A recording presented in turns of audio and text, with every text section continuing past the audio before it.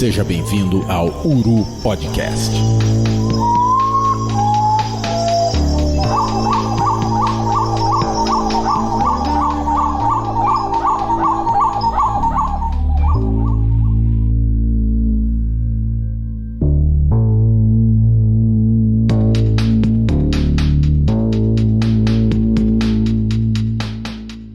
Voltamos, meus amigos, e toda vez que a gente volta, a gente sempre agradece aos nossos apoiadores, as pessoas que tornam possível esse humilde podcast continuar acontecendo.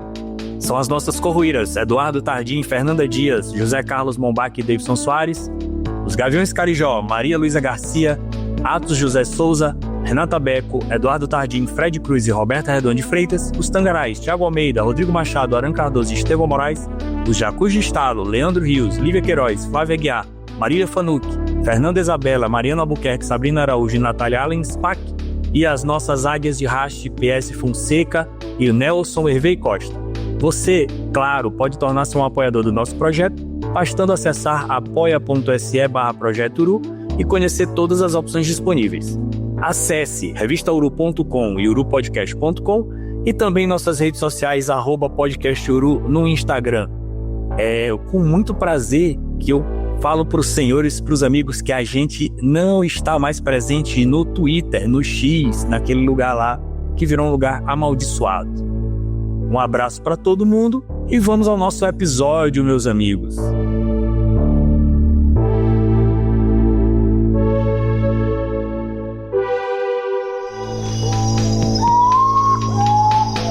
Uru Podcast.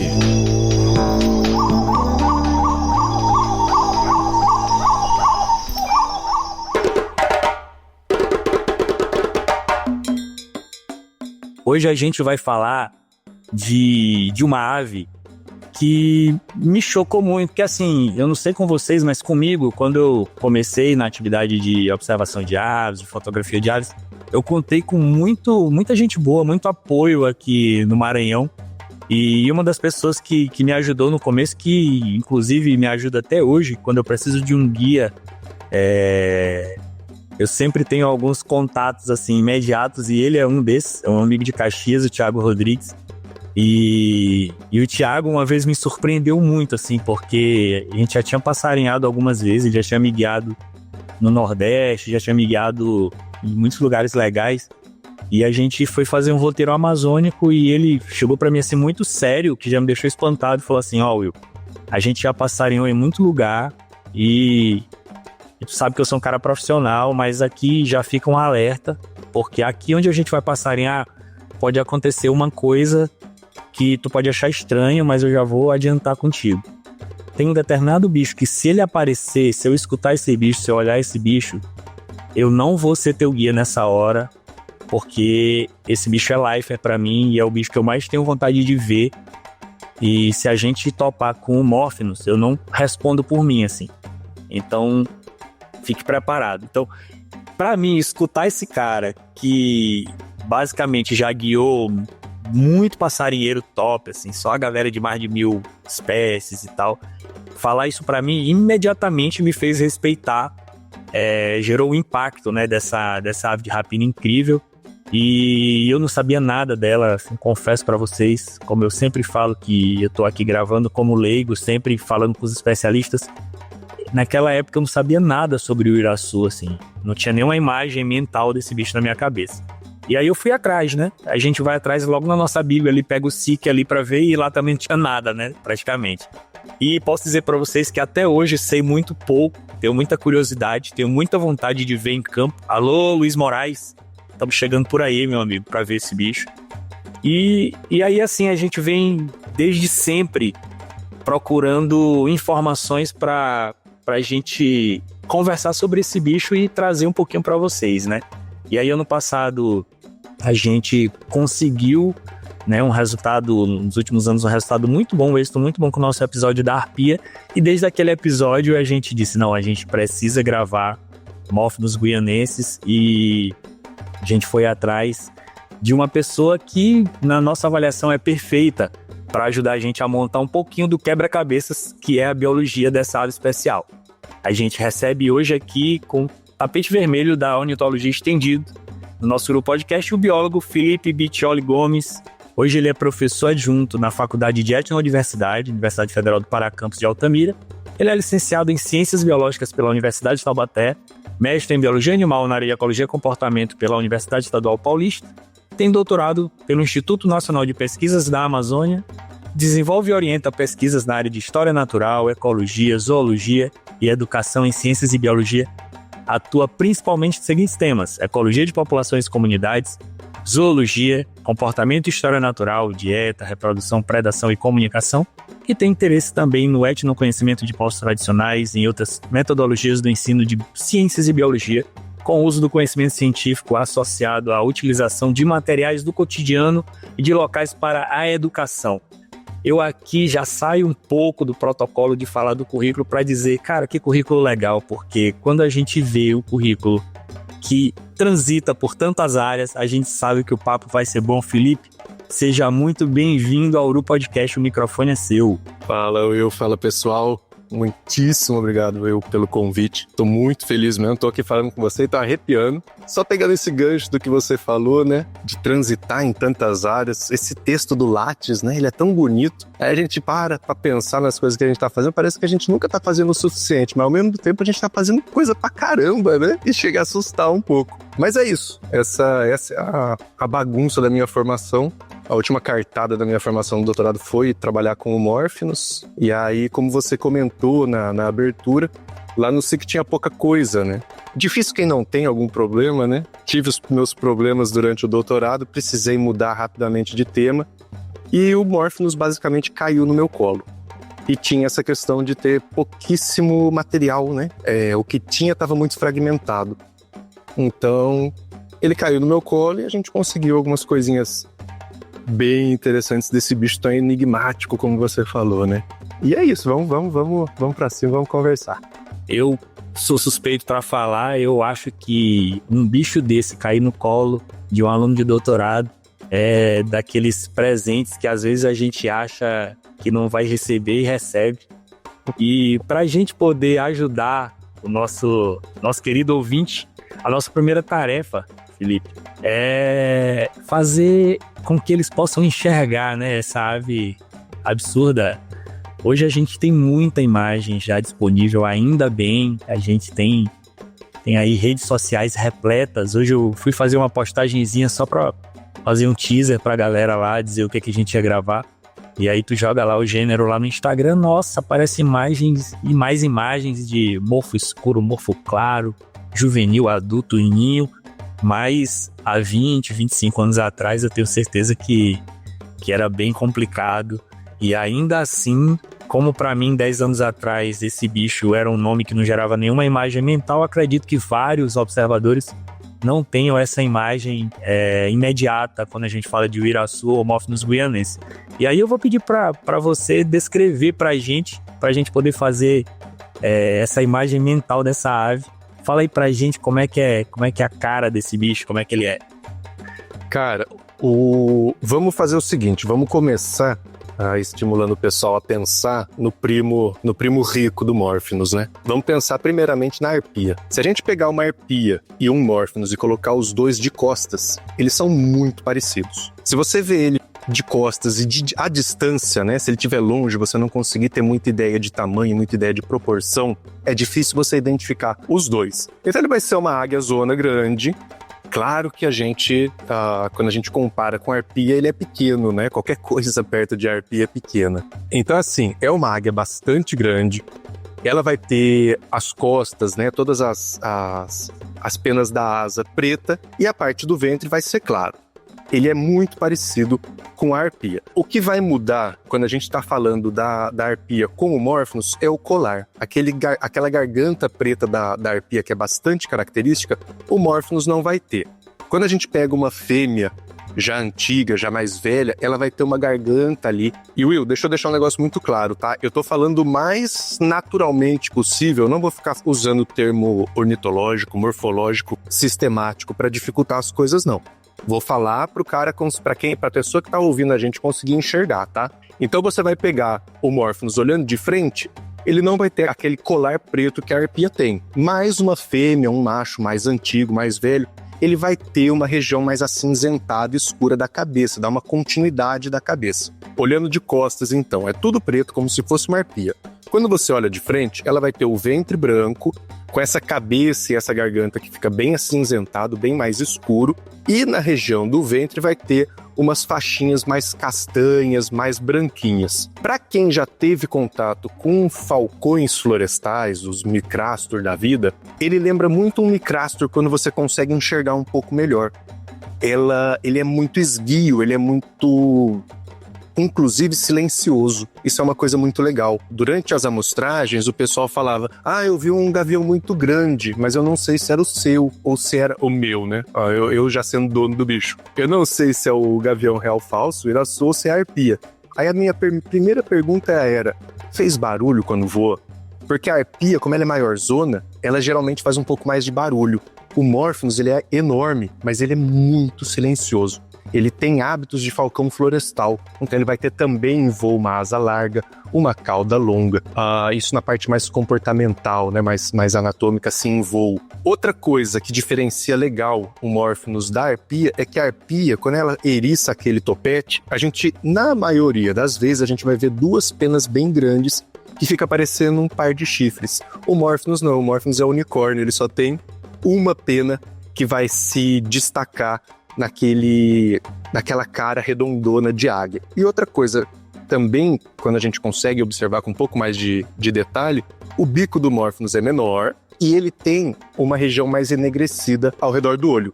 Então ele tem um olho mais escuro do que a arpia também. Uma coisa que você comentou também na abertura, que é muito legal de Morphinus, é que ele apresenta 3 tipos de plumagem. E isso tá até vai aparecer mais pra frente na nossa conversa. Ele apresenta 3 tipos de plumagem. Então ele tem uma plumagem clara, uma escura e uma escura extremo. Então lembra que eu falei que o ventre era mais claro? Tem umas plumagens que vai ser o ventre escuro também. E aí a cabeça, ao invés de ser acinzentada, ela também é preta. E tem um preto extremo, que aí não tem nem as faixinhas brancas no ventre.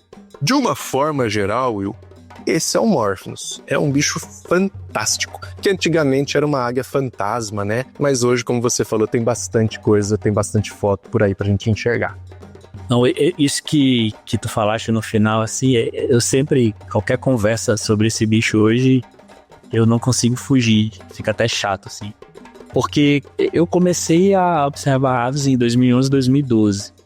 E aí tinha um monte de bicho que a gente falava: cara, esse bicho é fantasma. Não, esse Neomorphos é fantasma. Esse Morphinus é fantasma. E acaba sendo aqueles bichos assim que tu acaba querendo ver assim com mais vontade, né? E aí, hoje em dia, com esse lance de rede social, tu tem acesso ao que a galera olha, parece que tu tá olhando pelos olhos das outras pessoas. E aí, tu tava fazendo a descrição aí do Morphinus, tu falando e eu batendo aqui com as imagens que eu ficava assim, vendo no Instagram agora há pouco, assim. Aquele Morphinus, morfo escuro, daquele ninho, daquela fazenda lá do Pantanal, ele é exatamente assim, aquela fêmea zona grande. Aquele Morphinus que fotografaram lá em Minas Gerais, pousado no eucalipto, ele era assim e tal. Então, ao mesmo tempo que o bicho deixa de ser fantasma e não perde, assim, aquela aura de águia misteriosa, ao mesmo tempo, ele começa a criar nos observadores iniciantes aquela expectativa, né? De, cara, olha, aqui tá coalhado de foto desse bicho, pode ser que eu encontre com um bicho desse aí a qualquer momento. Então, cada passarinhada vira uma expectativa, né? Se tu tiver numa área onde tu pode encontrar o bicho, tu fica tenso e tal. E aí eu sei que... E aí, parêntese, claro, por que a gente tá falando com o Felipe? Tá falando com ele porque ele deu o diagnóstico. Quando ele disse que ele não ia falar em termos extremamente técnicos da ornitologia e da taxonomia, porque a gente precisa disso aqui no podcast, a gente precisa de uma conversa que alcance todo mundo, porque o nosso interesse aqui é em popularizar a observação, né? Estimular. E eu acho que não tem estímulo maior do que criar no observador iniciante a expectativa dele sair a campo e cruzar com uma águia de grande porte, acinzentada, meio misteriosa, que voa super silenciosamente. E aí o cara tira uma foto assim e mostra pra alguém: cara, o que é isso? E o cara diz assim: olha, eu acho que tu fotografou um iraçu. Eu imagino a loucura que deve ser isso acontecer E antes da gente correr para sistemática e taxonomia, eu preciso te perguntar sobre a primeira vez que tu tiveste contato. Isso, galera, não tá no roteiro, tá? Isso aí foi porque a gente vai conversando e as perguntas vão aparecendo. Eu queria muito ouvir do Felipe sobre a primeira vez que ele cruzou com Morphinus em campo. Se era alguma coisa já... Olha, eu vou te levar num ninho de Morphinus, vem comigo. Ou se foi alguma coisa inesperada. Cara, comentei com você dos problemas, né, do doutorado. Eu comecei minha carreira acadêmica trabalhando com sapo. E aí chegou no doutorado, eu ia continuar com sapo, só para facilitar o entendimento aqui de como caiu no meu colo estudar o Morphinus. Aí cheguei para fazer o doutorado com sapo, a minha orientadora teve alguns problemas pessoais e acabou cortando alguns alunos da orientação dela. E nessa eu fiquei meio perdido, e aí eu tinha um amigo, que provavelmente alguns de vocês conhecem, que é o Marcelo Barreiros, e a gente já passarinhava junto e tal, e ele fazia parte do projeto Gavião Real. E aí, hoje, programa Gavião Real, né? E aí ele falou assim pra mim: Felipe, vai conversar com a Tânia, porque apesar de ser o Gavião Real, o programa, eles têm dados de outros gaviões grandes. Eles vão ter algumas informações de Morphinus, eles vão ter do gavião de penacho, do pega-macaco e do pato. Porque tem o registro, tem o banco de dados dos ninhos. Aí eu fui conversar com a Tânia. E aí cheguei pra Tânia, já municiado, né? A Tânia Sanaiotti, que muitos de vocês também conhecem. Cheguei já municiado e falei: Tânia, aconteceu isso. Adoro essa parte de história natural. Creio que pela falta de material, qualquer coisa, basicamente qualquer coisa que a gente conseguir do Morphinus vale um doutorado. E sei que existem 4 ninhos mapeados no projeto. Bora trabalhar com eles? Aí a Tânia ficou naquela, né? E topou. E aí, como é que aconteceu esse meu primeiro encontro? Como vocês sabem, esses gaviões grandes, eles reutilizam o ninho, né? Então eles vão ter uma ninhada, passa um tempo, o ninho começa a ruir, eles vão, reformam e acabam usando o mesmo ninho durante muito tempo. Então foi isso. O projeto já tinha mapeado 3 ninhos, na verdade. O quarto surgiu durante o projeto. E aí eu fui para visitar um dos ninhos. Só que já fazia alguns anos de que esse ninho tinha caído. Mas o acesso era relativamente fácil, né? Daquela estrutura de monitoramento do INPA. Então eu conseguia ir com uma certa frequência. Então eu comecei a fazer playback. E aí a gente chegou na trilha e o rapaz que estava me acompanhando, ele falou: a partir daqui já é território do bicho. E aí eu comecei a fazer playback, né? E aí faz playback numa semana nada, faz na segunda, faz na terceira. Se eu não me engano, na 4ª semana seguida que eu fui, aí a fêmea zona pousou em cima de mim e respondeu.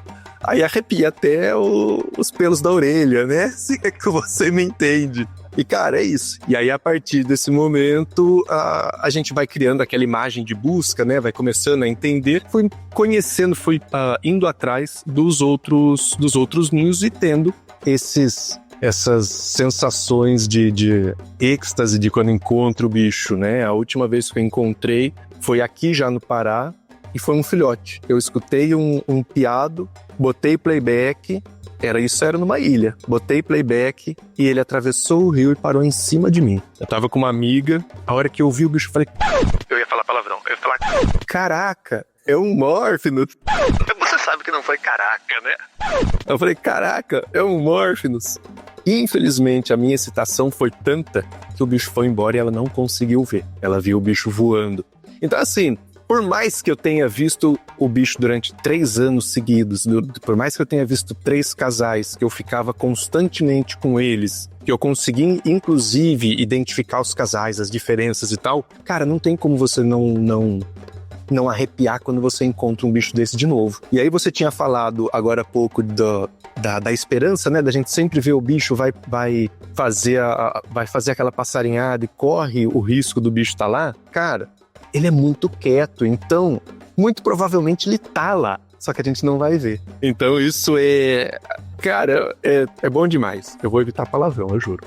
Vou aproveitar essa deixa para mandar um abraço pro Everton e para mandar um abraço pro ouvinte que reclamou para mim do excesso de palavrões do episódio da Arpia. Não é, cara. São sensações que é difícil você segurar. Eu entendo também, né? Em especial a gente que faz um pouco de divulgação científica, a gente precisa se domar para evitar, para diminuir um pouco. É complicado.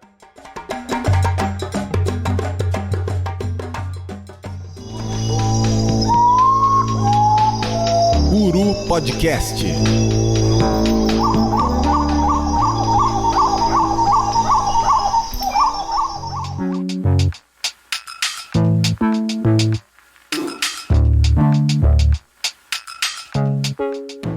Sobre contatos imediatos com o Morpheus, inclusive esse cara me pediu pra estar nessa gravação, mas por problemas logísticos de profissão guiada, ele não tá aqui hoje, ele tá em campo, tá provavelmente no interior do Pará agora, deve estar mais perto do Felipe do que de mim, inclusive.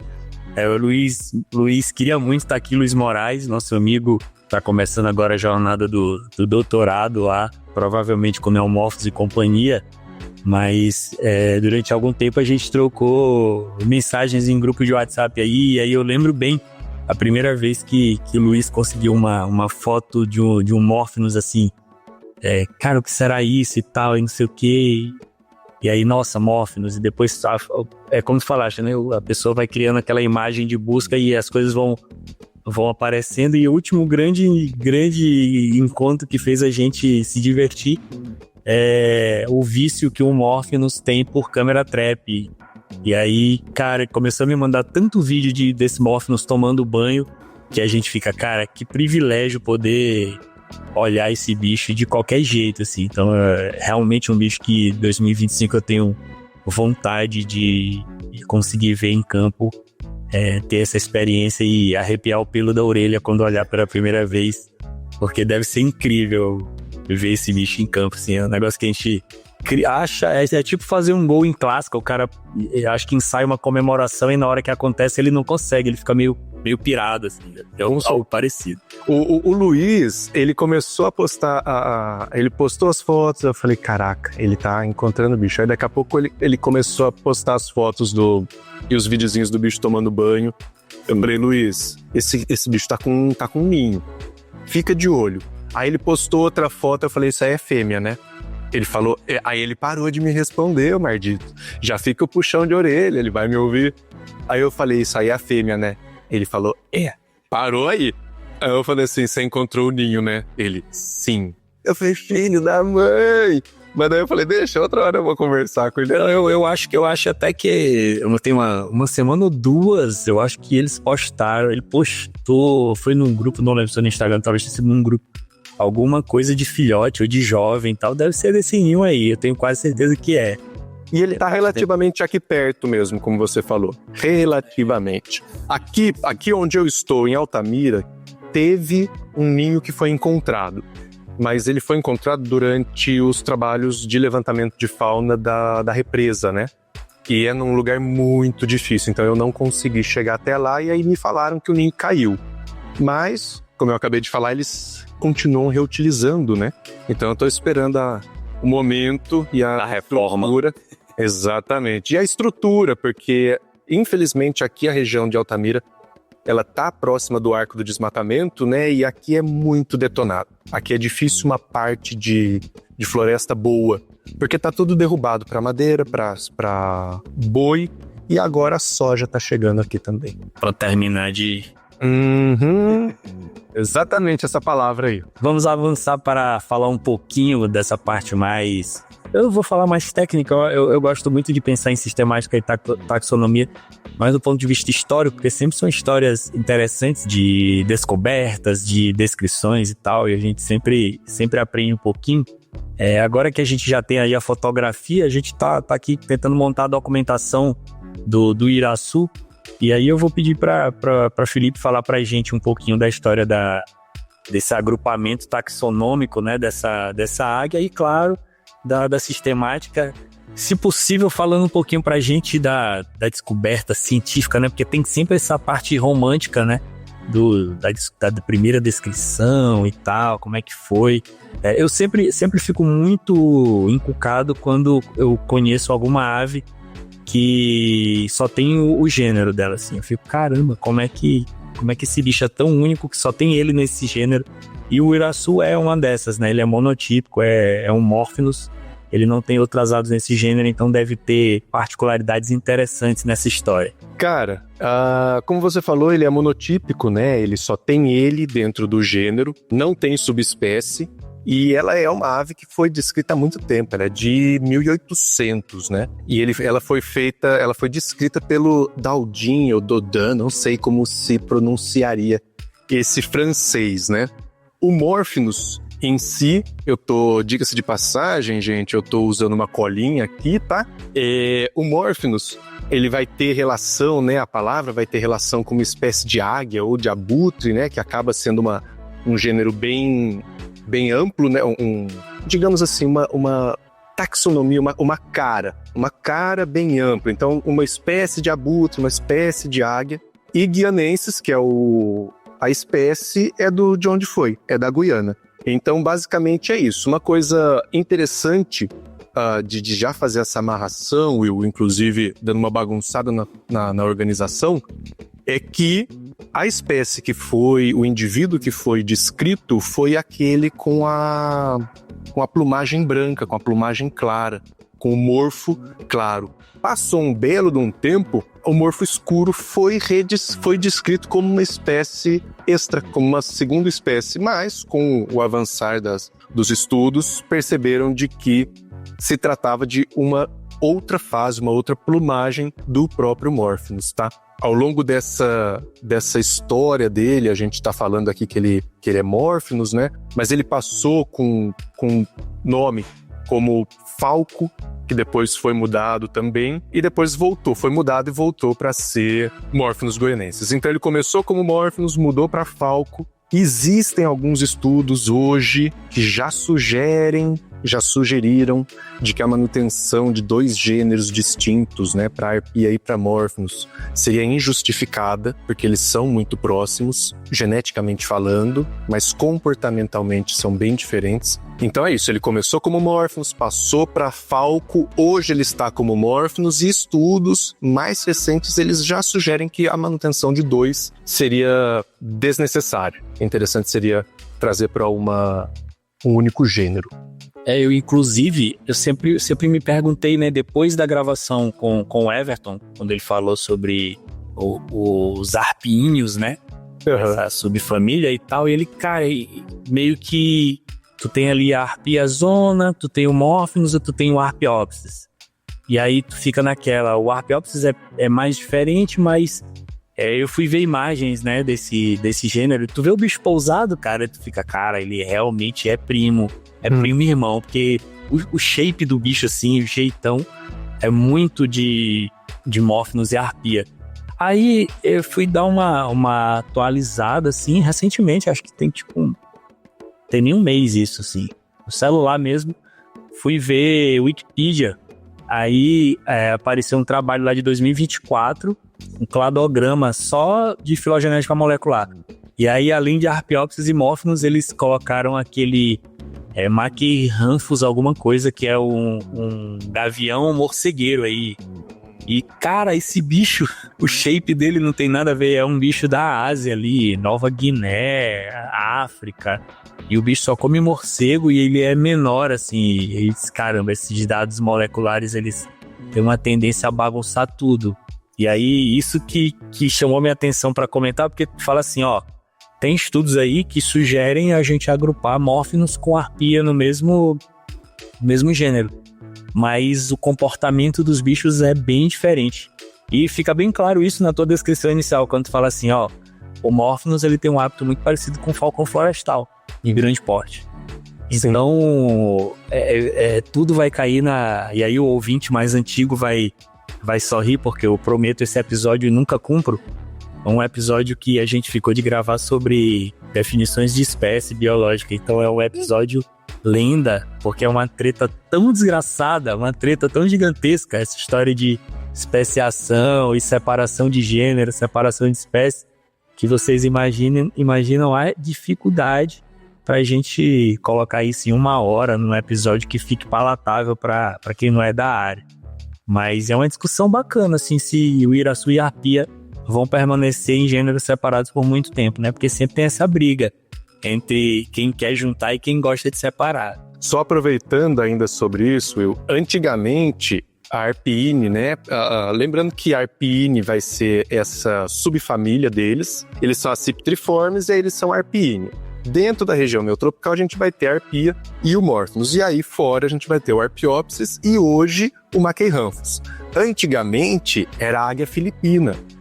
Era muito legal, porque aí você imaginava, são só os grandões. São só os grandões. Aí agora botaram um cara que come morcego. Sou muito contra.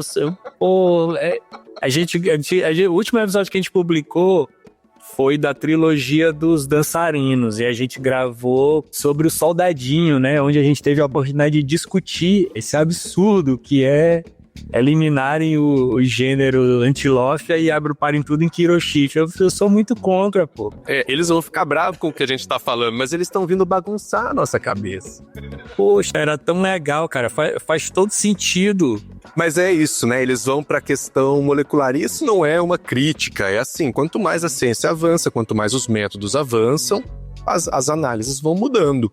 Mas pra gente que vê a cara do bicho, não tá vendo a genética, é difícil de engolir algumas coisas, realmente. Fica aqui a minha moção de repúdio com só uma assinatura, viu, pessoal?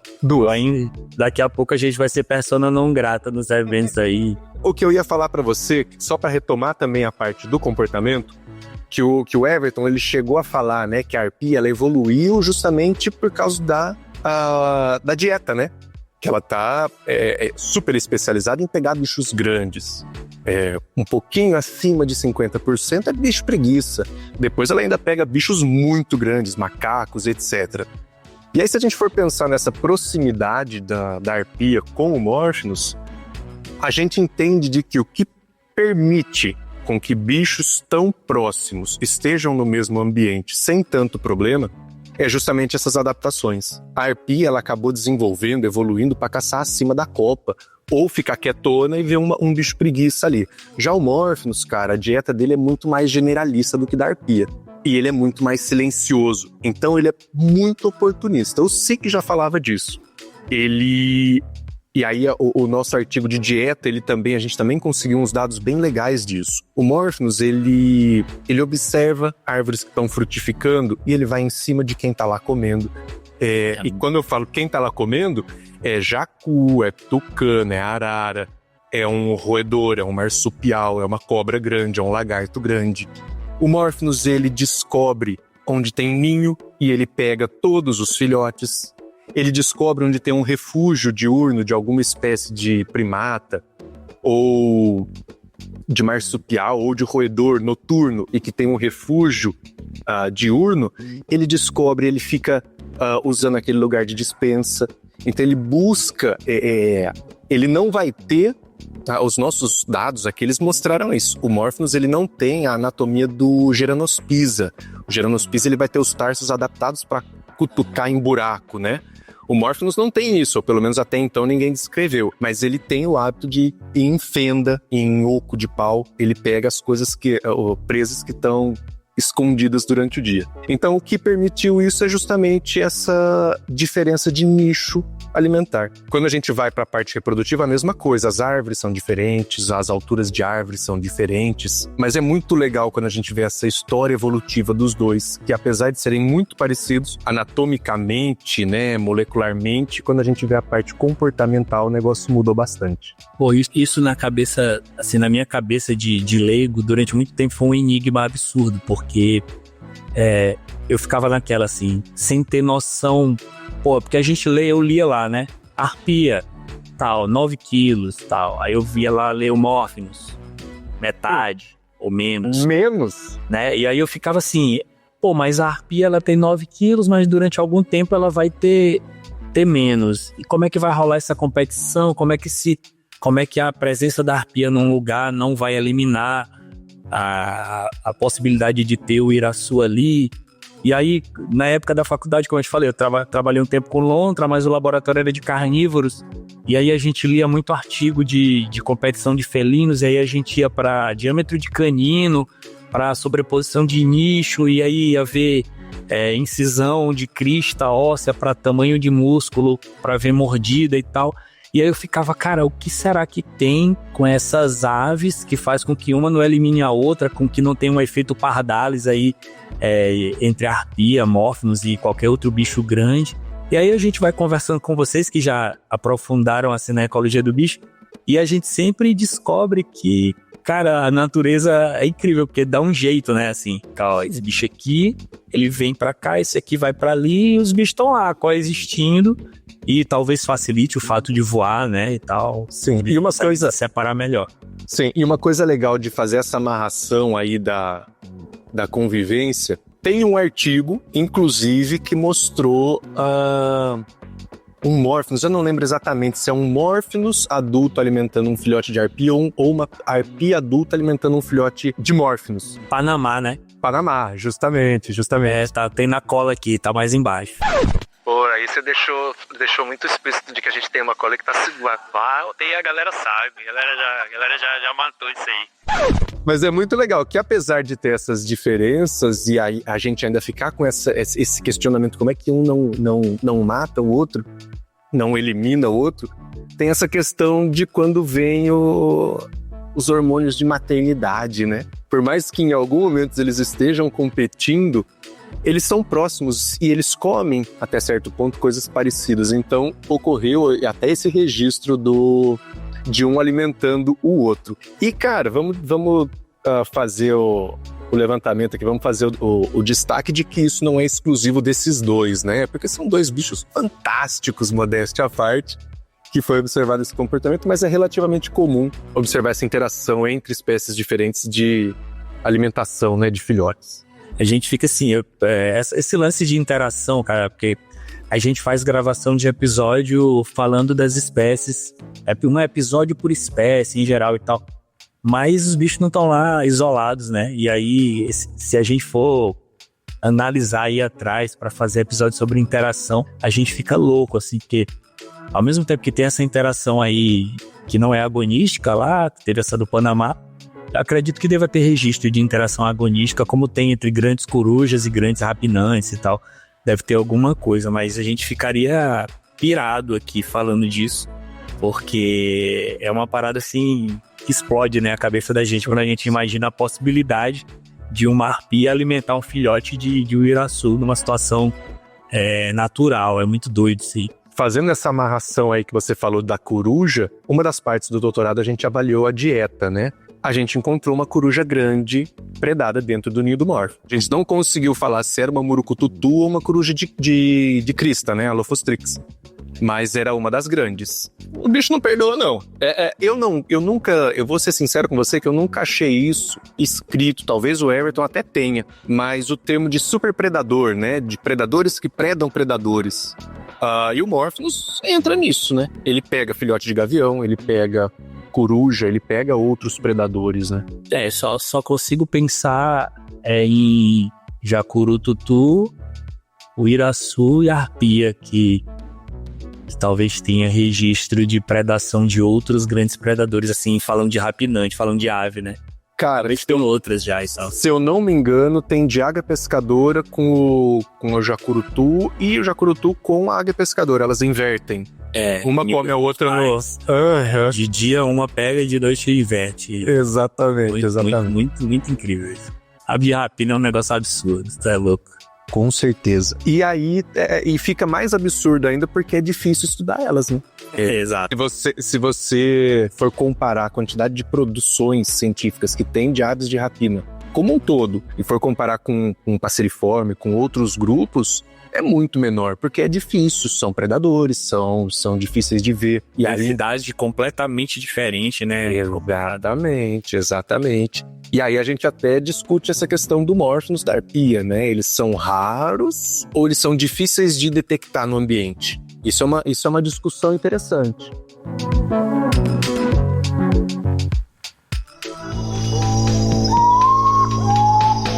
Uru Podcast.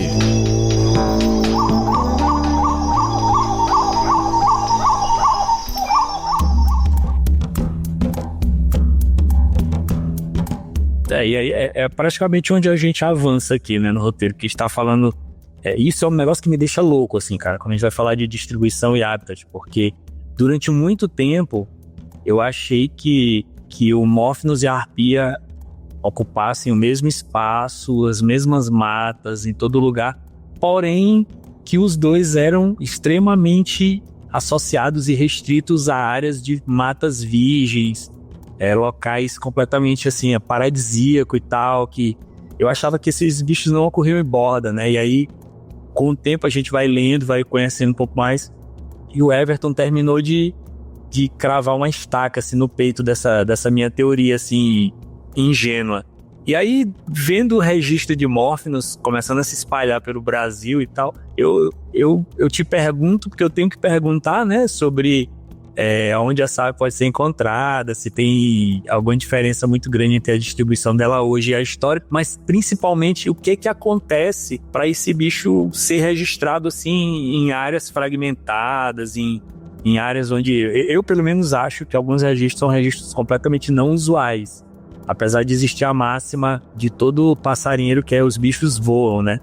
Mas, cara, eu fico cada vez mais chocado, assim, com alguns registros que eu vejo de uiraçu, assim, eucalipto e tal. Eu fico muito, muito impressionado. Com certeza. Vamos lá, por partes. Hoje, a distribuição dele, ele vai estar ali no sul do México até o sul do Brasil, mais ou menos, de uma forma bem geral. Ele vai estar distribuído preferencialmente na Amazônia, e vai ter alguns registros na Mata Atlântica. Então essa seria a distribuição geral dele, né? Uma coisa que é legal da gente lembrar, Will, é que em algum momento histórico, lá atrás, da história da geológica, né? Da história das mudanças aqui do nosso continente, Mata Atlântica e Amazônia, elas eram unidas, né? Existiam 2 corredores, um mais para baixo ali no Brasil Central, Pantanal, e o outro um pouco mais acima. Então, eu concordo com você de que alguns registros são absurdos, né? Por exemplo, aquele do eucalipto em Minas, não é isso? Famosíssimo registro. E ele saiu pouco tempo depois que eu defendi, então ele não entrou na minha revisão de literatura, ele era um ponto completamente fora. Mas, ao mesmo tempo, ele reforça a existência desse corredor antigo que existiu. Então, assim, cara, ambos são mais restritos à floresta. Ambos estarão mais restritos a ambientes que suportam as presas. O Everton falou sobre isso muito bem. Só que ambos são oportunistas. Então, cara, quanto mais eu leio sobre dieta, quanto mais eu estudo dieta de todos os bichos, eu vejo que eles vão demonstrar uma certa preferência. Mas todos eles são oportunistas. Então é claro que se tiver uma rodovia, claro que não super movimentada, mas se tiver uma estrada no meio de um fragmento florestal, fica mais fácil de caçar. Eles vão estar por ali. E a gente tem muito registro, tanto de arpia quanto de Morphinus, assim, em beira de estrada, né? Eles ficam ali por essa facilidade. Então, cara, a gente tem que somar, quando a gente está falando dessa distribuição, desse ambiente deles, a gente tem que somar essa memória histórica deles, de que ali existia uma possibilidade de transposição. A gente tem que colocar um certo comportamento oportunista, que acaba induzindo os caras a irem, e aí eu vou falar mais do Morphinus, né? Como ele tem uma dieta um pouco mais flexível, um pouco mais variada do que a arpia, ele conseguiria estar num ambiente menos preservado. Além do que você acabou de falar, né? Os bichos voam. Existem alguns registros antigos dos tempos onde a gente só fazia observação e publicava. Fazia observação com binóculo e publicava, não precisava de foto, de arpia planando. Eu, no íntimo do meu coração, de forma alguma desmerecendo, discordando de quem fez esse registro, mas eu acho difícil. Porque, como você falou, a arpia é um bicho muito pesadão. Então eu acho difícil ela planar. Em compensação, o Morphinus plana. Só que, ao mesmo tempo, o Morphinus ele pode ser facilmente confundido com o Leptodon. Para quem não tiver experiência, dá para dar uma confundida legal também. Mas assim, para um Morphinus planar e fazer grandes deslocamentos, eu entendo que seja um pouco mais simples do que para uma arpia. E só retomando um negócio que você falou, tá? Uma fêmea que é maior de Morphinus, uma fêmea grande, pesadona, 3 quilos. Mas pesadona, super bem nutrida. Uma arpia, você falou de 9 quilos. Mas isso aí, se eu não me engano, são dados de zoológico, tá? Então assim, ela é enorme, ela fica grande. Mas o 9 quilos é como se fosse o outlier, o o peso máximo que já foi registrado. Na natureza o bicho não vai estar tão pesadão assim. Tanto a arpia, tanto a fêmea, né, da arpia, quanto a do Morphinus vão ser um pouquinho mais leves. Mas a fêmea de Morphinus, ela chega a sobrepor com o macho leve de arpia, não, né? Ela Sim. Sobrepõe, né? Sim. Aí eles ficam bem parecidos ali. Porque tem uma diferença bem legal. Isso chega até a ser bonito, né? A gente sabe que o nosso mundo humano, a nossa sociedade só não foi dominada pelas mulheres porque elas não querem. Escutem-me, ouvintes. Só não foi dominado pelas mulheres porque não querem. Porque... Só que o contrário da nossa sociedade, das aves de rapina, é assim. As fêmeas zonas são grandes, são elas que botam moral no ninho. É bonito, o machinho chega, ele some no ninho em comparação com o tamanho, ela é muito mais agressiva, ela é muito mais dominante, é muito bonito. Assim como a nossa sociedade. São as mulheres que mandam, a gente sabe disso, a gente só finge que não aceita. É isso, fiquei calado porque vocês sabem que quem cala consente. Né? E eu ainda posso falar que a minha esposa tá aqui do lado, vai que eu apanho, né? Aí eu fiquei calado, eu olhei para um lado, olhei para o outro pra ter certeza que não tinha perigo aqui. Eu parei pra ler aquela cola lá das fêmeas lá e, cara, toda vez que eu leio isso eu fico extremamente chocado de ver que é verdade mesmo, que foi registrado, assim, cara. Uma fêmea adulta de arpia, de Morphinus levando comida pra um filhote de arpia. Eu morro de dó desse artigo ter poucas fotos. Deve ter sido um comportamento muito legal. Deve ter sido uma interação muito bonita. O Iraçu levou cobras, esquilos e preguiças para o filhote. Nossa, é absurdo isso aqui. Sim, então, você repara como as coisas são muito menores do que de uma arpia, né? E é legal que isso que eu tô falando pra você, Will, isso que eu tô falando pra vocês ouvirem, a questão, são assim, os nossos dados sugerem, né? Eu trabalhei ali com a dieta.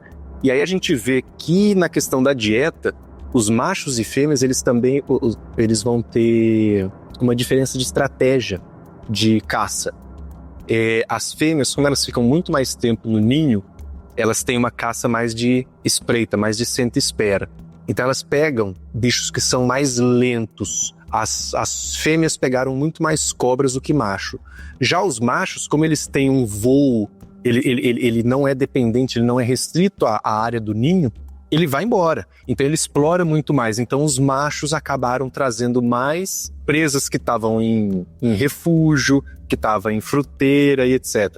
Isso foi uma observação bem legalzinha também. E aí Isso é outro legal.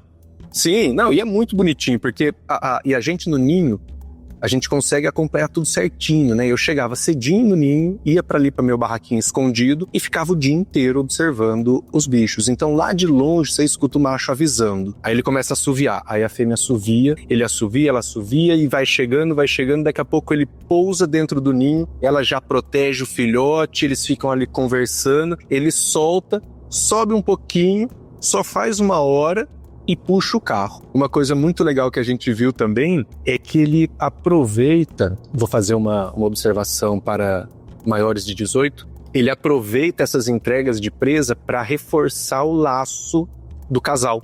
Então ele também vai entregar a presa, no geral ele faz uma cópula, aí ele sobe para a copa da árvore do ninho e depois ele vai embora. Então ele vai alimentando, ele ajuda na alimentação do filhote, ele ajuda na alimentação da fêmea, né? Porque ela também sai pouco do ninho, e ele vai fazendo sempre esse reforço dos laços entre o casal. Isso é muito bonitinho. Assim como eles usam o ninho durante muito tempo, o casal é o mesmo durante muito tempo. E outra, o que é assim, a gente vai fazendo, não tem como fugir de fazer paralelo com a arpia, né, quando a gente sabe que os bichos são tão próximos. Tava falando aí de um pouquinho do comportamento alimentar, e eu tava lendo a lista, né. E aí a gente saiu do episódio da arpia, onde o Everton falava assim, cara, a arpia, ela, se existisse preguiça na Cordilheira dos Andes, ela provavelmente as modelagens dela iam bater lá na Cordilheira para a área de vida. Aí a gente pega a lista de espécies que já foram registradas como presas de Morphinus. E, cara, é uma lista de tudo, né? É uma lista de tudo. Assim, cara, tem tudo na lista. Tem macaco, tem cobra, e tem cobra pequena, tem cobra grande, tem ave pequena, tem ave grande. Tem tudo. E aí, eu tenho certeza que o cara abrir isso aqui e separar por macho e fêmea, vai ter diferença também no espectro de que uma caça e a outra. Eu acho que só não tem aqui a artrópode, mas o resto de bicho aqui tem tudo, cara. Que eu ainda não duvido que a gente encontre, viu, Will? Tem algumas coisas que eu encontrei no ninho que eu não consegui identificar. Sobram, a gente tem sorte de que sobram pedaços muito grandes da presa. Então, para avaliar a dieta, eu usava câmera, que ficava em cima do ninho, eu usava uma rede embaixo do ninho para captar tudo. Tinha as observações, né, que eu fazia ao vivo ali, filmava, fotografava, e a gente tem um momento de limpeza de ninho. Então a gente usava todas essas estratégias para poder agrupar a maior quantidade possíveis de informação. Mas tem algumas coisas que eu não consegui identificar. Por exemplo, você lembra que as aves de coruja produz egagrópila, né? Aquelas pelotas. Sim. Eu consegui uma de Morphinus, na verdade 2, só que uma foi muito estranha, ela não desmanchava, ela parecia que era só uma coisa de pele, eu nunca consegui desmanchar. A segunda que eu consegui desmanchar tinha vértebras minúsculas que não encaixam com nada. Ou é de um lagarto desses anoles pequenininho, tipo do tamanho de uma lagartixa doméstica, ou pela quantidade, eu acho que pode ser uma cobrinha dessas fossoriais. E aí você vai falar assim, mas como que vai ter uma cobrinha fossorial em cima do ninho? Cara, ou isso é contaminação da amostra, ou alguém comeu essa cobrinha e sobrou, ou, e isso é um absurdo que eu vou falar, mas você lembra A Lenda dos Guardiões, aquele filme, aquela animação de coruja? Sim, claro. E você lembra que tem uma cobra que é amiga da galera? Sim, claro. Sério? E você lembra que isso tem uma lógica biológica, né? A coruja pega essas cobrinhas e joga pro ninho pra ajudar a fazer limpeza. Cara, minha cabeça viajou nisso. Mas eu falei, não é possível. Isso não ia rolar pra Morphinus, não ia rolar. Mas assim, fiz uma quantidade absurda de análises de amostragens e etc. durante esses anos. Mas tem muita coisa ainda pra gente aprender. Tem muita coisa ainda que não tá respondida. E eu acho que isso é uma das partes mais gostosas de qualquer estudo. Você tem que terminar o estudo com muita pergunta por responder. Se você responde tudo, cara, provavelmente tem alguma coisa errada. Ou você está interpretando além do que deveria. Isso é a minha visão, tá, de ciência. Eu adoro quando termino um trabalho e sobra perguntas para serem respondidas ainda. Você responde o criticado, mas sobram outras, né? Cara, a gente não consegue aprender tudo, a gente não consegue observar tudo. Tem muita coisa. Imagina, eu trabalhei com basicamente 3 ninhos. No universo de ninhos que estão distribuídos nas Américas, tá faltando muita informação. Cara, Mata Atlântica, a gente acabou de achar o bicho, cadê o ninho desses caras? O que eles estão comendo na Mata Atlântica? Que não tem comida. Eu tenho amigos. Será que esse bicho tá comendo ali? Eu tenho alguns colegas que falam da moita atlântica, porque é o que sobrou. Não tem mais a mata, tem a moita atlântica. Como que o bicho está sobrevivendo num ambiente tão antropizado, tão judiado? Tá faltando muita resposta ainda. Tem muita coisa por fazer. Eu fico pensando, é uma conversa que vai e volta sempre, porque o Henrique, né, é um dos amigos aqui da URU, mora ali do lado do PERD, né? Sim. E o pessoal do Projeto Arpia tá direto lá, sempre procurando e tal, sempre fazendo aquelas buscas pelos rapinantes grandes, né? E, lá tem muito gajão de penacho, e já tem registro de outros espisetos lá e tal. E a galera, tem certeza que tem arpia lá, tem certeza que tem Morphinus, mas ainda não tem aquele registro clássico, sempre tem aquela vocalização distante que tu pensas que pode ser e tal. Mas eu fico imaginando quando esse ninho, enfim, for localizado, for monitorado, o que vai sair disso, assim? O que vai sair de novidade? Porque com certeza vai sair alguma coisa muito curiosa, muito, muito, muito diferente dos ninhos desse bicho ali na Mata Atlântica. E o que eu gostaria muito que acontecesse é o que o Everton comentou também, da gente conseguir utilizar um ninho desse para um monitoramento, para preservação do bicho, para o conhecimento científico do bicho, mas também para divulgação. A gente fazer divulgar, né, popularizar o bicho. Tu tocou aí, eu vou te cortar só porque eu achei uma coincidência absurda. Quando tu falaste sobre a interação da águia pescadora com o jacuru-tutu, e tava falando sobre biologia reprodutiva e tal, e dieta, acompanhamento de ninho, e aí na minha cabeça tava só assim, uma ideia piscando, cara, por que não tem um ninho de morfino sendo transmitido, como a gente tem de vários rapinantes aí, na América do Norte, 24 horas. Tem novela sendo escrita por águia pescadora. A águia pescadora trocou de namorado e ela tal. E tem, assim, um negócio absurdo. O TikTok bombando com história de águia pescadora. E imagina isso com arpia e com morfinos, né, cara? E a gente realmente não tem. Seria fantástico. A gente tem que lembrar, como eu comentei, né, as maiores populações delas, das duas espécies, estão na Amazônia. Na Amazônia as coisas são muito bem mais complicadas, inacessíveis. Deixa eu só dar um exemplo para você aqui. Eu trabalhei com 4 ninhos. Um deles era em Santarém, então estava relativamente fácil de chegar. Entretanto, ele estava num fragmentinho florestal no meio da soja. Esse bicho provavelmente não existe mais, infelizmente. Os outros 3 ninhos, eu tinha um que era perto de Manaus. Então era relativamente tranquilo também, eu conseguia ir e voltar no mesmo dia. Mas se eu quisesse dormir, também tinha uma estruturazinha mínima ali. Os outros 2 ninhos que eu trabalhei eram em Manacapuru, que é perto de Manaus. Quando eu falo perto de Manaus, para eu ir para lá, isso só para você ir computando aí as distâncias, tá?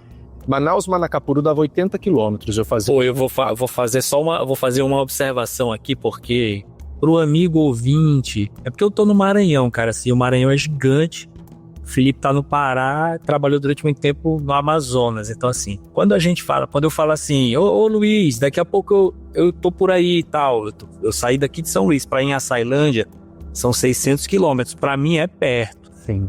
Mas um cara que mora em São Paulo e tal, pode estar ouvindo a gente aqui, tem um amigo lá no Espírito Santo, outro no Rio de Janeiro. Cara, são distâncias completamente diferentes, tá? Assim, a gente tá falando de alguém que mora no Brasil para alguém que mora na Europa. Tem de distância, tá? Então não estranhe quando o Felipe falou aqui, 80 quilômetros, na minha cabeça assim, pô, perto, é mais perto do que eu sair de casa para ir pro trabalho, porque daqui pro trabalho eu rodo 112. Mas vamos lembrar mais uma coisa, tá? Antes de eu continuar essa epopeia minha aqui. O doutorado, ele foi defendido em 2014.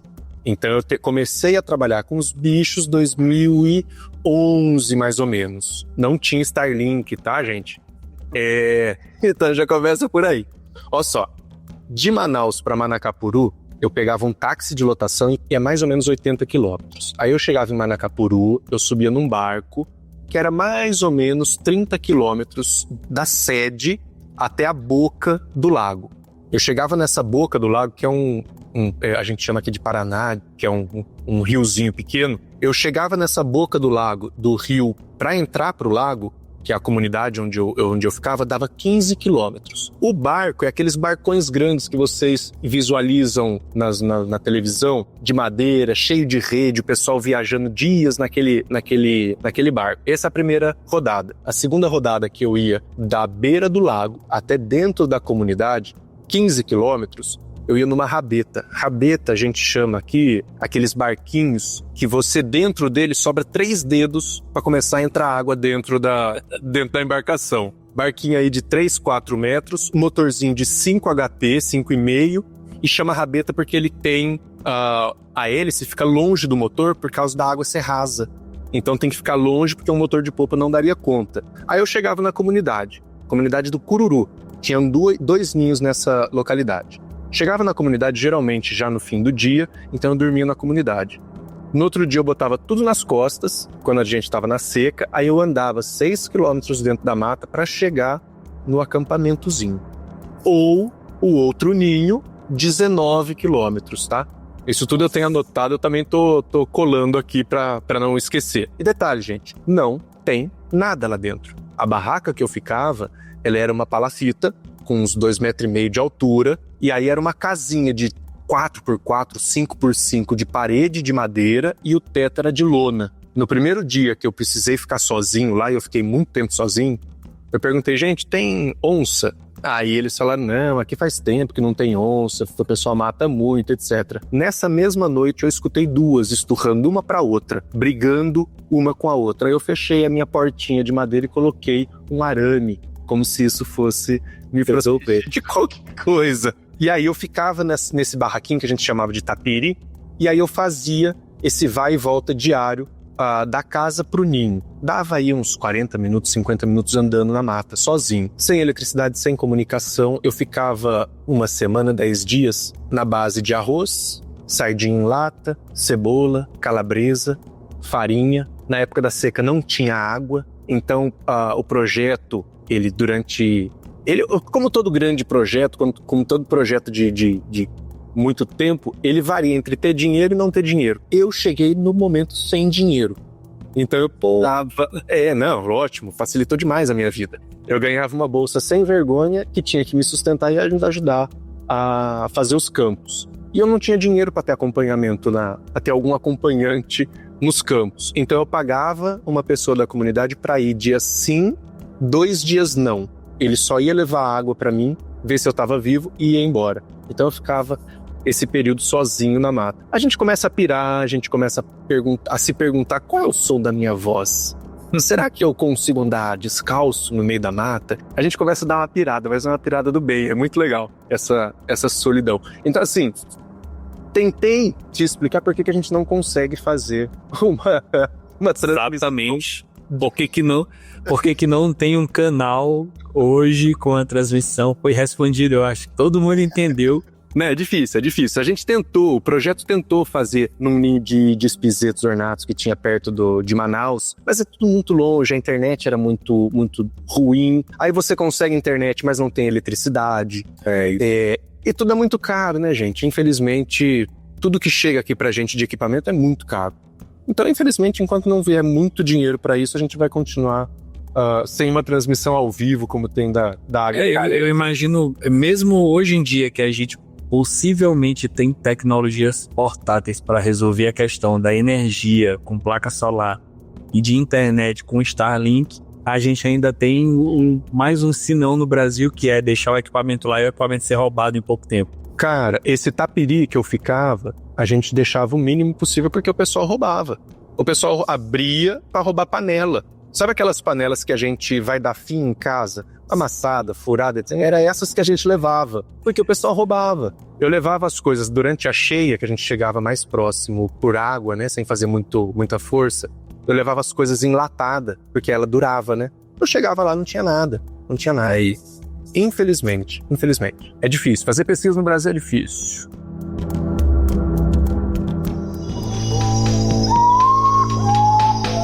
Uru Podcast.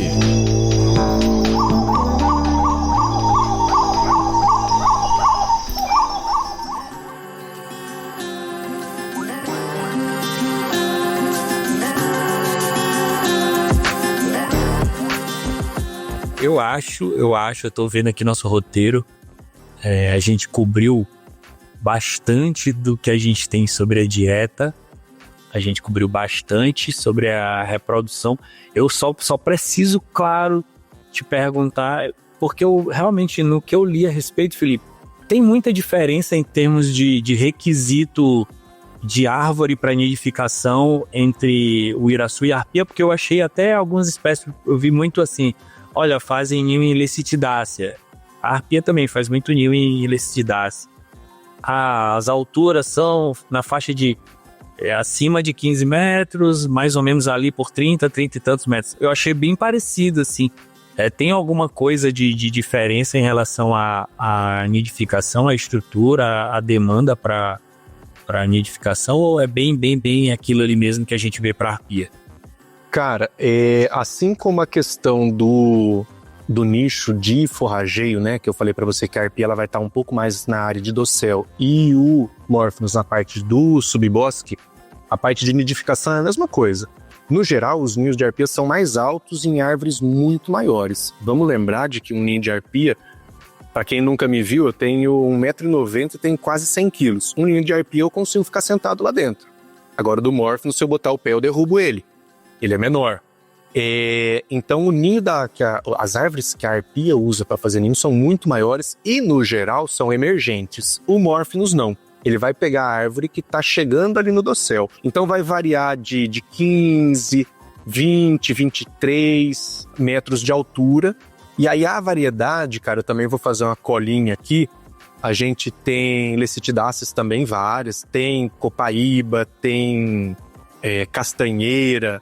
E tem outras, a Araliace, Qualha, tem outras. Legal.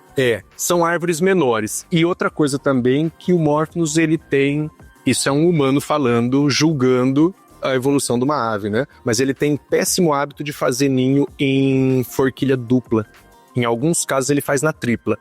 Mas ele faz muito ninho em forquilha dupla. E eu acho que isso faz parte um pouco da quantidade de queda de ninho de Morphinus que a gente tem também. No levantamento que eu tenho, a maior parte dos ninhos era em forquilha dupla. Aí depois tem alguns triplos e tem um registro de forquilha quádrupla. E quem ouviu o episódio da arpia, quem leu alguma coisa sobre a reprodução de arpia, vai lembrar imediatamente que ela dá preferência a forquilhas triplas e geralmente um dos galhos ele fica quase 90 graus em relação ao tronco, né? Quase formando uma plataforma ali.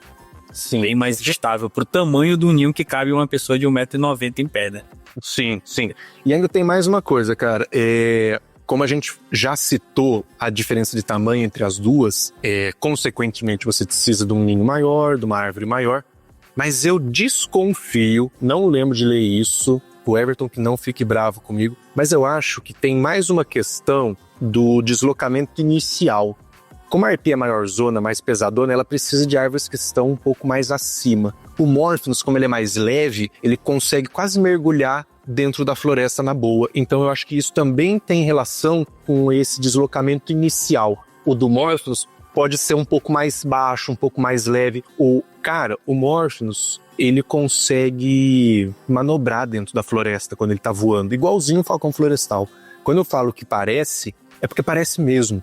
É muito legal de ver. Eu acompanhei durante muito tempo esses casais, então eu consegui acompanhar o macho deslocando dentro da floresta, eu consegui acompanhar o filhote deslocando dentro da floresta. Então eles andam muito na boa para baixo das copas e entre os troncos, entre as árvores. Nossa, deve ser um privilégio grande, viu? Não, demais. Fiquei imaginando assim, cara. Falando com você aqui, arrepiando os pelos da orelha também. É muito gostoso ficar lembrando dessas coisas. Muito bom ver um bicho desse caçando é absurdo. Porque o micrasto, cara, o micrasto semitorquato sempre me espanta, assim, cara. Tô com muita experiência de ver esse bicho em mata fechada, mas já vi, assim, voando, manobrando, assim, e ele é um bicho grande que, apesar de ter toda aquela elegância e tal, o jeito do micrasto e tudo, caramba, um bicho desse tamanho conseguiu passar ali, assim, silenciosamente e tal. E aí quando tu falou a primeira vez no episódio, porque eu nunca tinha escutado essa referência de que Morphinus, ele tem um jeito muito parecido com o do falcão florestal. Pra mim, isso provavelmente na minha cabeça vai ser o ponto alto do episódio, assim. Eu costumo falar pra galera que é incrível como sempre pode gravar um episódio aqui de um bicho que eu olhei a vida toda, tipo Corruíra, que deve ter uns 3 ninhos aqui em casa. Mas se a gente for gravar algum episódio, alguém vai falar alguma coisa que eu vou ficar assim, caramba, que massa, eu nunca tinha ouvido falar isso, faz todo sentido. E essa do micrasto com o Morphinus vai me assombrar por muito tempo. Não, cara, várias vezes eu levava susto porque eu simplesmente via um dos pais chegando no ninho pela sombra que eles estavam fazendo. Não tinha barulho. Eu via a sombra passando por cima de mim e o bicho pousa. E, cara, só uma coisa que eu lembrei aqui agora. A gente tirou sarro do Morphinus domesticado do Luiz, que toma banho de banheira. Cara, eu ficava com dó, porque por mais que eu estivesse escondido, que eu tentasse ficar longe o máximo possível dos ninhos, eles vão acostumar com a sua presença, né? Então, teve vez do macho, de um dos casais, ele descer e ficar pousado, sei lá, 5 metros de mim de distância e a uns 5 metros de altura também. Ele pousou na minha frente e ficou me olhando um tempão. No geral, esses falcões, esses gaviões, é muito legal. Você começa a fazer playback, ele chega perto. Se você olha pra ele, que ele percebe que ele foi identificado, ele puxa o carro, né? O Morphinus não. Ele ficava olhando. Eu acho que ele ficou tão curioso comigo como eu estava com ele. E isso a fêmea, o filhote. Isso me preocupava até certo ponto, porque perde o medo de gente, né? Isso pode ser preocupante, mas não tinha muito o que fazer. Eu fiz o máximo que eu pude para evitar isso, mas eles acabam ficando sem vergonhas, né? Igual as arpias que tem em Carajás ali. E assim, cara, a gente tá lá na pesquisa, tu sabe que tem que evitar e tudo, mas depois que acontece, não tem como a gente deixar de achar aquilo massa. Não tem como não deixar os nossos próprios instintos, as nossas próprias percepções falarem mais alto, né? A gente é gente. E assim, a gente que meio que foi pra essa área aí, tem um pouquinho daquela história de, porra, eu quero chegar perto, ver esse bicho de perto, conseguir o máximo de informação e tal, e vez ou outra, nossa, eu fico pensando que, tipo, trabalhei com lontra e em 2 anos, eu acho que eu olhei uma, que ela é muito desconfiada, né? Eu ia coletar fezes e, pô, o bicho completamente, absurdamente ruim da gente ver. O bicho deixava o cheiro lá, mas a gente não via. E depois que tu para de trabalhar com o bicho, parece que o bicho, ele não tá mais trabalhando, agora eu vou aparecer pra ti de todo jeito. Pô, assim, a primeira vez que eu consegui ficar lá vendo, pô, fiquei muito feliz, assim, gratuitamente feliz só por estar vendo o bicho de perto, mais ou menos. Então eu imagino o privilégio que é poder ver um Morphinus, assim. Sim, a única coisa que me preocupa, né, já dando uma olhadinha na cola nossa aqui também, uma coisa que me preocupa um pouco desse acostumar deles com a gente, é porque vai chegar um momento que o filhote tem que sair do território dos pais, né? E num ambiente onde tem essas comunidades de interior, de floresta, eles vão acabar chegando perto. Eles não têm medo das pessoas, eles vão acabar chegando perto. Por mais que, naturalmente, não seja a presa preferida, né? Corre o risco de começar aqueles conflitos de gente com essas grandes águias, né? Eu ia te perguntar isso agora na sequência, porque uma coisa que tu falaste várias vezes no episódio, ao contrário da arpia, que é mais especializada, né? Como a gente falou lá atrás, como o Everton cansou de falar no episódio, o Morphinus, ele é muito mais generalista, né? E todo bicho é oportunista, mas quem é mais generalista acaba tendo uma chance maior de se expor a esse tipo de conflito. Eu fico imaginando o Morphinus vai atacar uma galinha, se uma galinha vacilar perto de um jovem sem experiência, isso vai gerar problema, né? Com certeza, com certeza. A gente ainda não tem registro, mas eu não duvido. Pela lista, eu falo isso pela lista de aves que eu vi ali na dieta, né? Um bicho que come jacu, que come... fatalmente, se tiver ali a chance, a gente não pode excluir, né? Não, com certeza. Porque assim, tem determinados bichos, vamos lá, uma arpia. E se um morador de um lugar qualquer chegar pra mim e falar assim, uma arpia desceu aqui e pegou uma galinha no meu quintal, eu vou duvidar demais, assim. Mas poderia ser alguém... exatamente. Se a gente ouvir essa história com os olhos desse episódio, a gente vai ficar olhando pro cara e pensando, meu Deus, foi um Ueraçu que desceu. Uhum.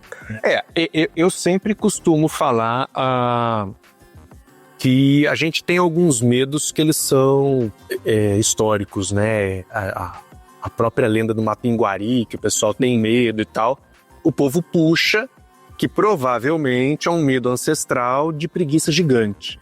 Uhum. Talvez a gente tenha esse receio com arpia, porque a gente teve um gavião monstruoso por aqui também, né? E, cara, vamos ser sinceros também.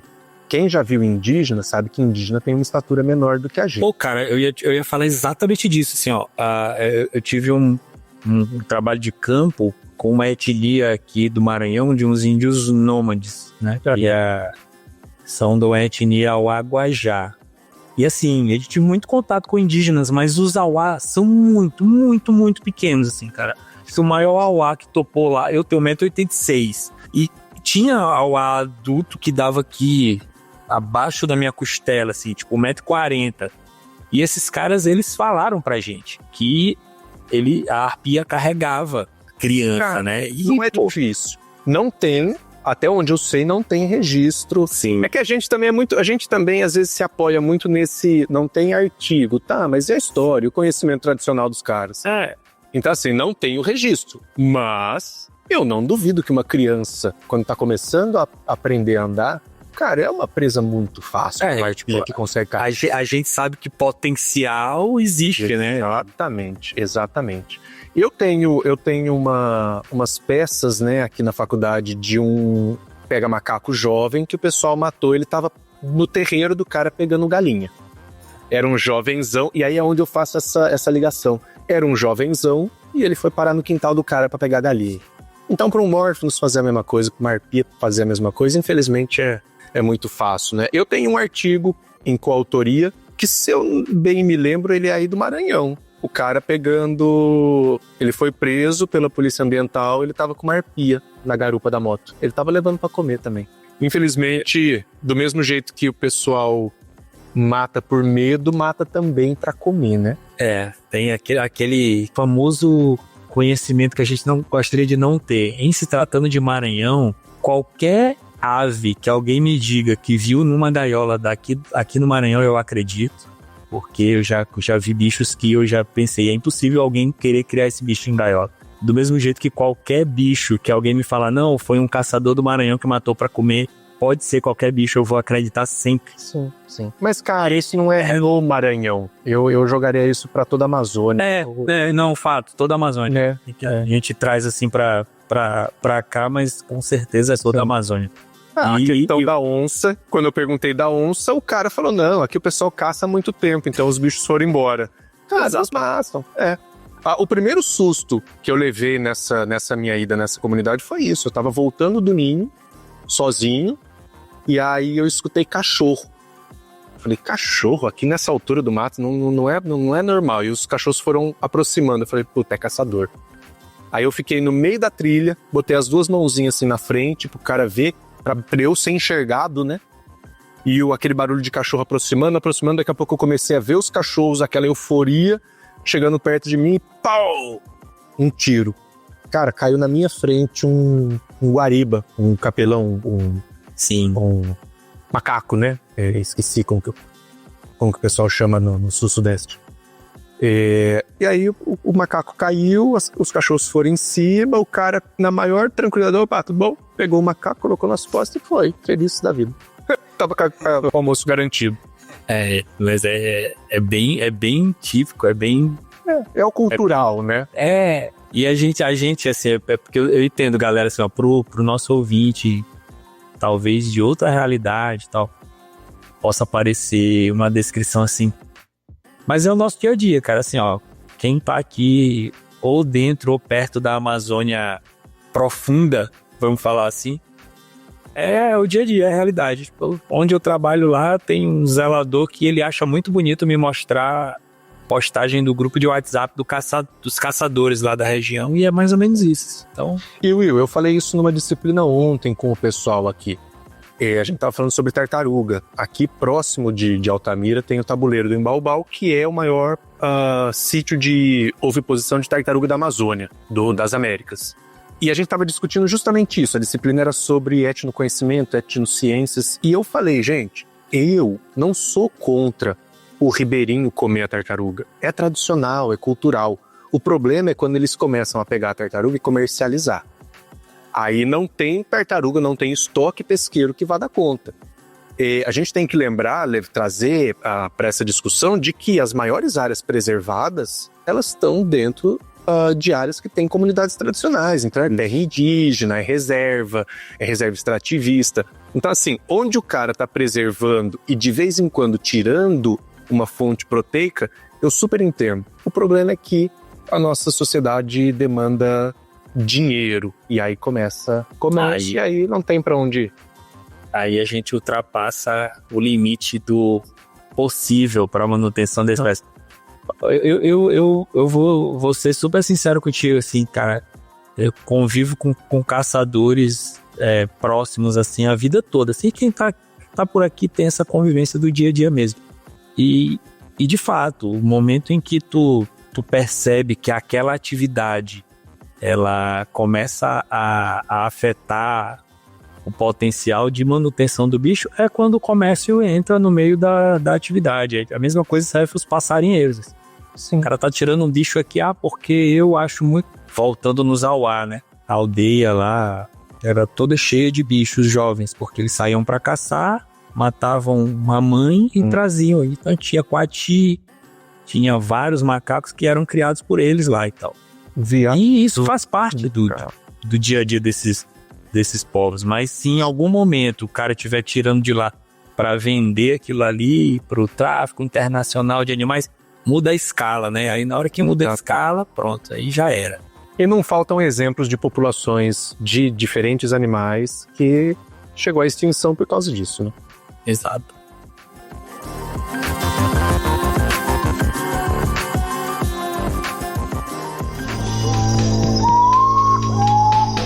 Guru Podcast.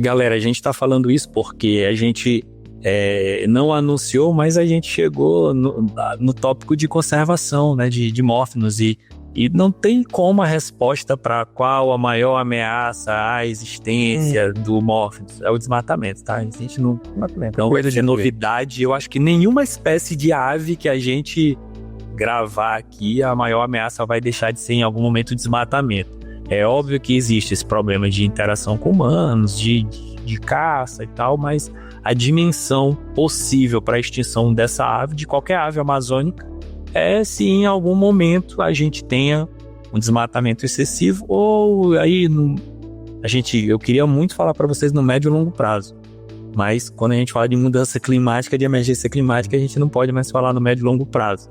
Ou se em algum momento a nossa amada floresta amazônica passar por um estresse climático tão grande em que ela deixe de ser o que ela é hoje, né?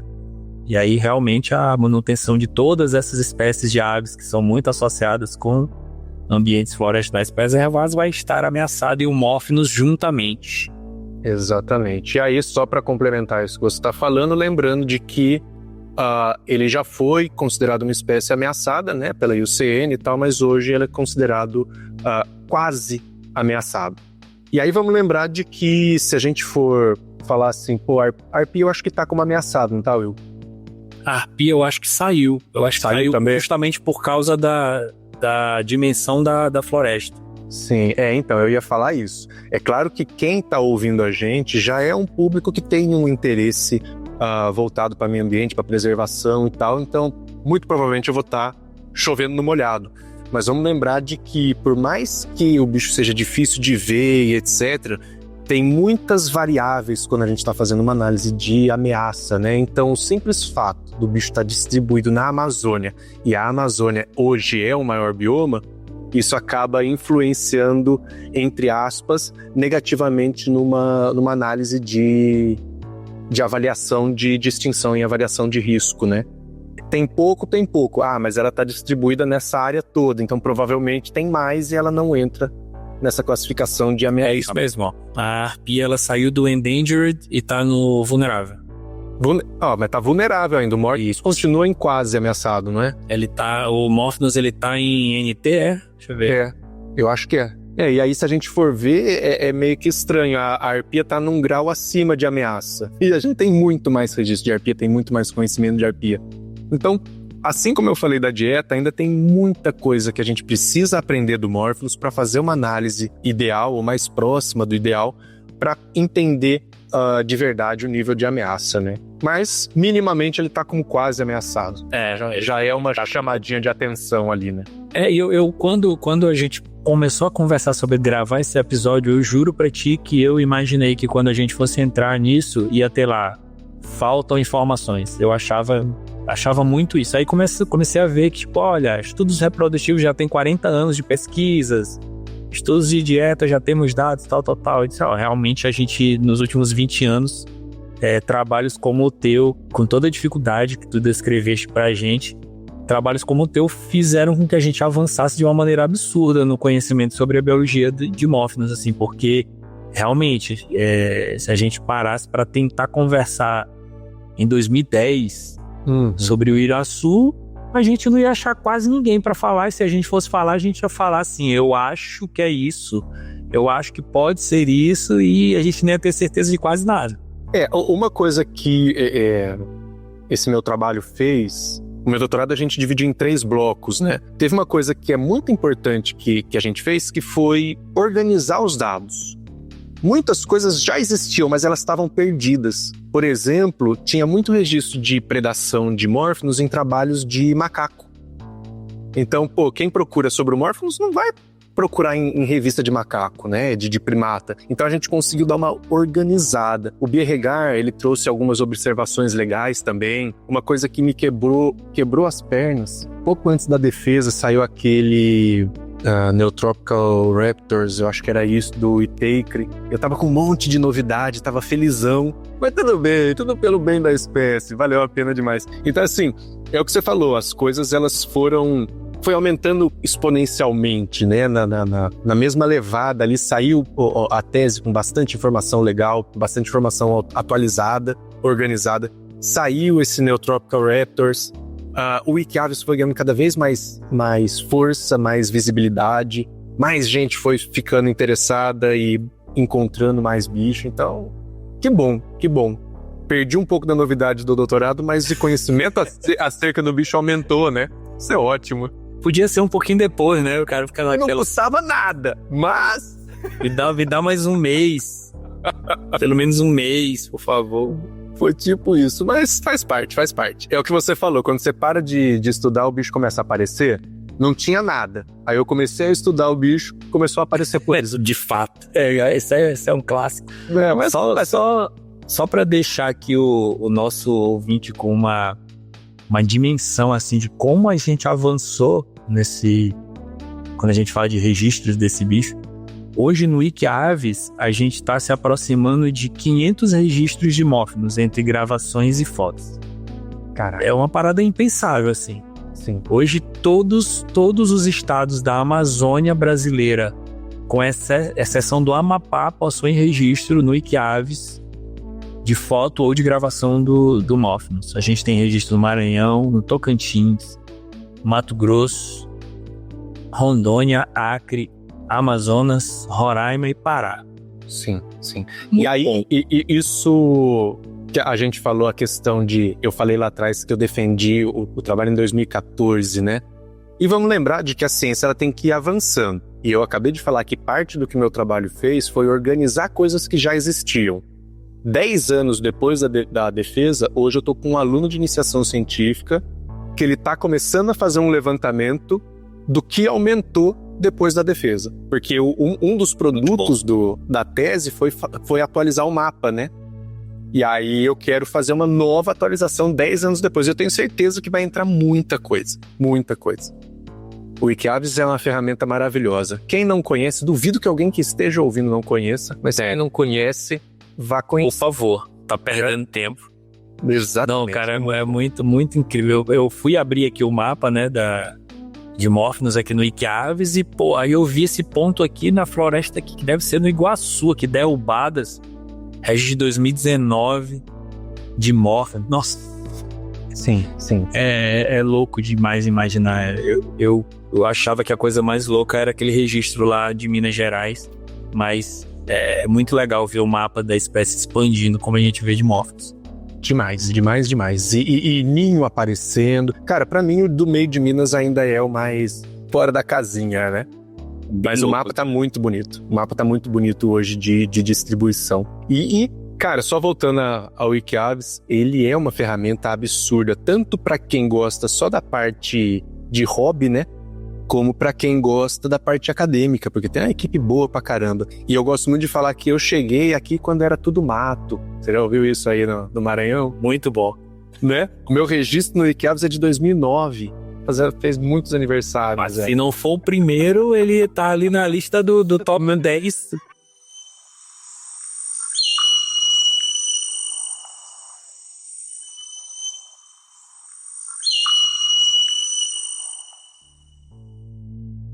Nem eu lembrava disso. Eu também olhar os mapas aqui, olhei meu registro de 2009. Pouco antes do meu aniversário, inclusive. Presente melhor não há. Duvido. Muito bom. Avançando a passos largos, de 2009 para 2025, muita coisa mudou. Só não mudou o tanto que a gente é apaixonado por esse bicho, porque a gente nem percebeu. Quem tá me alertando é o grupo dos apoiadores aqui.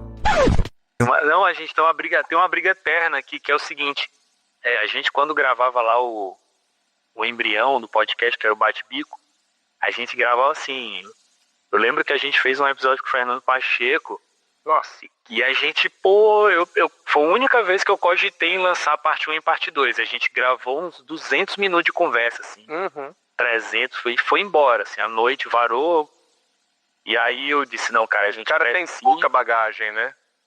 E começamos a falar de um bicho, aí não, eu também participei da descoberta desse. Aí, eu participei, aí era uma loucura, né? E aí eu disse, não, cara, a gente tem que mudar, é tipo mudar a regra do vôlei para poder caber numa transmissão. Eu disse, não, a gente, quando for organizar, a gente tem que fazer um roteiro em que os episódios sejam gravados em 60 minutos e a gente lance um editado em 45, porque o episódio tem que durar o tempo que a pessoa lava uma louça na pia, né? Pra ficar um negócio assim mais palatável e tal. E a galera dos apoiadores, não. Episódio bom é episódio de mais de 1h30. Episódio bom é episódio de mais de 1h20. Vocês nem acreditam, mas a gente tá aqui há 1h53 falando de Morphinus. E aí o episódio é especial para você que está lavando louça num restaurante. Exatamente, não vai ter parte 1 e parte 2 do Morphinus, mas vai ter parte 1 e parte 2 da sua louça. Nossa senhora mesmo. Eu tirei a foto, né, do cronômetro do estúdio e mandei no grupo dos apoiadores. Eu mandei assim, vocês gostam, né? Já tem 3 mensagens assim, aí sim, agora você escutou o que a gente quer. Um abraço pro Aran, que tá aqui acompanhando aqui em tempo real essa gravação. Que show, que tá aqui dizendo que só queria saber qual é a espécie. Eu despeli no Instagram, que no Instagram já tá lá avisando o que é. Mas, pô, Felipe, eu preciso, claro, te liberar, porque a gente já tá chegando aqui nas 9 horas, sexta-feira. Só passarinheiros que aceitam gravar na sexta-feira à noite. E a gente, como eu falei, a gente tá chegando aqui a 2 horas de conversa. E, pô, muito bom, cara, assim. Eu já falei isso em alguns episódios, principalmente nessa reta final do ano passado, que tava complicado. Às vezes o ouvinte não imagina como é complicado a gente acertar a nossa agenda com a agenda do convidado. Porque esse projeto aqui, pô, a gente sempre depende e vai depender da generosidade dos biólogos, dos ornitólogos, que doam o precioso tempo deles para trocar essa ideia aqui com a gente, para a gente poder oferecer para vocês um pouquinho de informação sobre essa nossa paixão, sobre as aves que a gente ama. E o Felipe sabe disso, a gente tá trocando ideia, tentando ver se grava. Isso já tem quase 6 meses. Algumas vezes o Felipe falou assim, pô, pensei que tu tinha desistido de mim. Porque foi tanta loucura na reta final do ano passado que a gente realmente passou assim, pô, vai gravar. Não vai dar e tal. E aí a gente, enfim, agora aqui, final de janeiro, estamos conseguindo gravar. E eu não vou estar me arriscando em falar que é um dos melhores episódios que a gente já gravou. Uma conversa muito boa, uma conversa muito leve. E eu tenho certeza que os ouvintes vão gostar. Então, eu deixo aqui toda a gratidão da equipe do Uru Podcast, aqui dos nossos apoiadores também, Felipe. A gente agradece muito a tua disponibilidade. E eu espero muito, cara, que dê certo para você ir lá no Avistar, para a gente poder se conhecer pessoalmente, poder fazer um registro e trocar uma ideia ao vivo, né? Show. O microfone do Uru Podcast é todo seu para se despedir. É o que você falou, né? A questão da paixão do negócio, né?